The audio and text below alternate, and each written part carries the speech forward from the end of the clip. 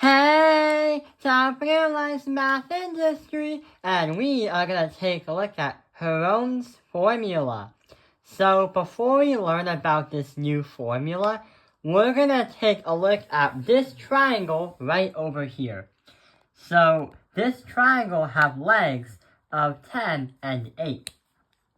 And the crazy thing is, what we're going to do is try to find the area of this triangle. You might have learned in middle school, or you might have learned in late elementary school, that the area of a triangle is equal to the base times the height, then we divide that by 2. So right over here, the 8 seems like it's the base, and the 10 seems like it's the height. So here's what happens. Our A is going to equal 8 times 10 divided by 2. 8 times 10, 80. Divided by 2, and our area is 40 units squared. So that is something we probably have learned about in middle school and elementary school, but here's the catch. Today is all about Heron's formula. Yeah, Heron's formula. So the problem is, what happens if we try to find the area of this triangle right over here? Well, the problem is, if you were to do the A equals the base times height divided by 2, it wouldn't be really easy to do on this one because you have no idea what the height is. Number 1, the 10 is not the height because this right here is the tallest point of the triangle. If we knew what that dotted line was by some kind of measurement, then we would definitely know what the area is by calculating this triangle and that triangle and adding them together. But it doesn't give us that. So here's what happens. About Heron's formula, there is a unique way we can do it out. Sort of like a little shortcut. The formula is, the area is going to equal this entire equation when you put the S and compare them to all of the sides of the triangle, where S is equal to A plus B plus C, divide that by 2. So what is going to happen is the A, the B, and the C, the lowercase numbers, or the lowercase letters, represents the side lengths of a triangle.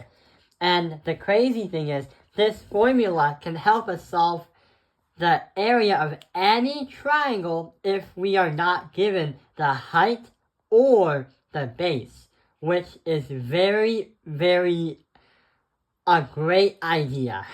So let's get started. Before we understand how to do the A for the area, we have to come up with the letter S's, where it's A plus B plus C, divide that by 2. So what we have to do is create the letter S. So we have S is going to equal 10 plus 14 plus 18. Then we divide it by 2. Those are the side lengths divided by 2. And then you get 42 divided by 2. And then you get, as the letter S value, 21. So that is going to be the number, or the letter S, which is 21. So now we created some kind of data. And now we gotta put that 21 into the formula right here. So let's think. Our area is going to equal, the square root is going to be 21 multiplied by 21 minus 10, then multiplied by 21 minus 14, then we do 21 minus 18. And the crazy thing is, we need to expand the square root symbol a lot longer, so it all fits in. So when you simplify this entire thing, you are going to have a simplified equation of a, but as a giant radical again. 21 minus 10 is 11. 21 minus 14 is 7. And 21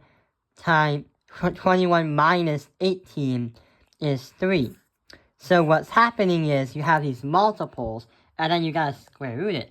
So on a calculator, if you were to do 11 times 7 times 3, and then we have the 21 in it too, your final answer is going to be radical 4,851, and our simplified final answer is 69.65 units squared. And that is our final answer. What we could have done is we could have tried to find out what this line is here. But we can't guarantee that because there might be some mistakes. But with Heron's formula, we can find, and we have the power to find any side, but if we use all the sides, we can find any area of any triangle in existence. Even if it's not giving us the base or the height.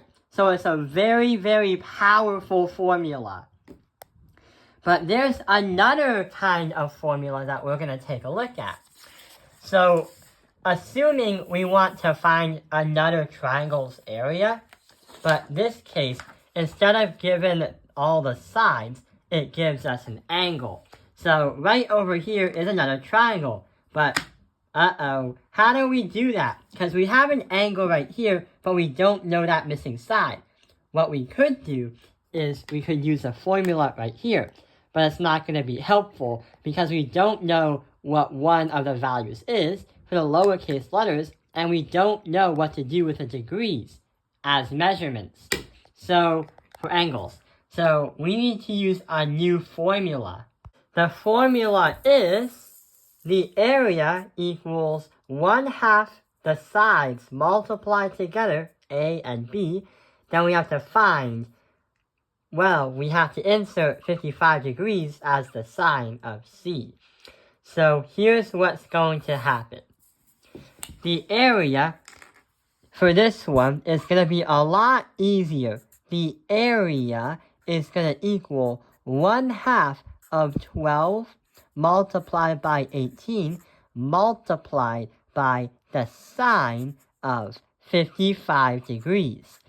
This formula looks just like or similar to this formula right over here.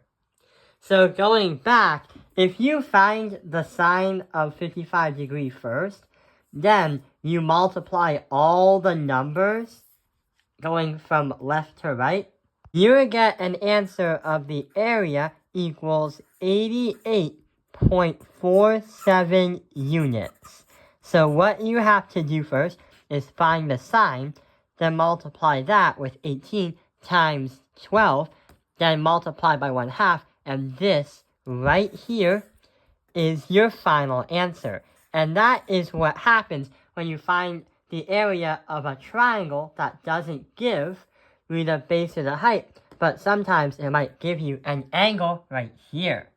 I hope this video has helped you understand Heron's formula. Thank you for watching Top Opinion Line's Math Industry. Like and subscribe.